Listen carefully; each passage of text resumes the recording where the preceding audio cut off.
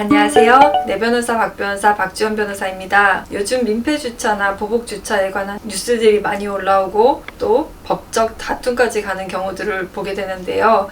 각 사례별로 어떤 법률 문제가 생길 수 있는지 함께 알아보도록 하겠습니다. 먼저 민폐주차에 관한 사례를 살펴보겠습니다. 아파트 관리실에서 주차금지 스티커를 붙이자 이에 대해서 항의하는 방식으로 지하주차장 입구에 차를 대놓고 몇 시간 동안 그리고 며칠 동안 차를 빼지 않고 주차장을 막아버린 사건이 있었지요. 이런 경우는 아파트 관리사무소에 대해서 업무방해죄가 성립을 할 수 있습니다.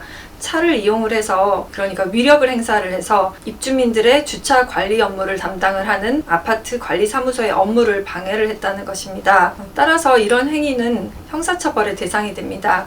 실제로 아파트 관리소장 명의로 고소장이 제출되는 경우가 많이 있습니다. 업무방해죄는 형법 제314조에서 5년 이하의 징역 또는 1,500만 원 이하의 벌금에 처한다고 규정을 하고 있습니다. 다음으로는 보복주차가 있는데요.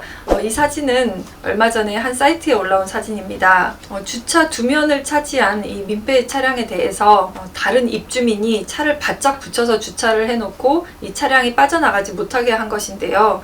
이렇게 주차를 해놓으면은 이 왼쪽에 흰색 그랜저 차량이 빠져나가지 못하겠죠.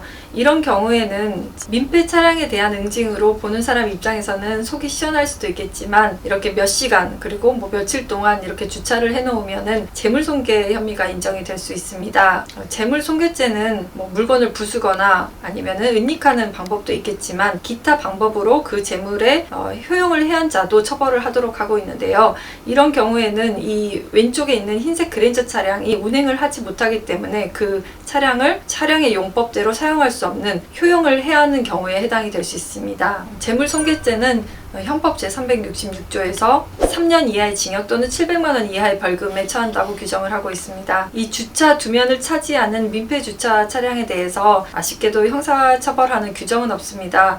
입주민이나 관리사무소의 자율적인 관리만 가능한데요. 형사처벌 대상은 되지 않지만 매우 나쁜 주차 방법이죠. 저도 이런 차량을 보면은 굉장히 얌체 같고 화가 나기도 합니다. 제가 연수원에 다닐 때 또 검사 직무 대리를 할 수 있는 기간이 있는데요. 이때 맡았던 사건 중에서는 아파트 주차장에 이렇게 주차 두 면을 차지해서 주차를 한 차량에 대해서 이제 다른 입주민이 이런 식으로 다시 한 번만 주차를 하면 죽여버리겠다 종이에 써서 앞유리에 놔뒀던 그런 사건이 있었는데요. 이 사건은 협박죄로 입건이 돼서 실제로 그 혐의가 인정이 되었고 다만 너무 경미한 사건이었기 때문에 기소유예 처분을 했던 적이 있었습니다. 이렇게 민폐주차 그리고 보복주차에 대해서 발생할 수 있는 법률 문제 몇 가지를 알아보았습니다. 여러분들은 잘 참고하셔서 이런 불미스러운 일에 휘말리지 않도록 해야겠습니다. 그럼 다음 영상에서 뵙겠습니다. 감사합니다.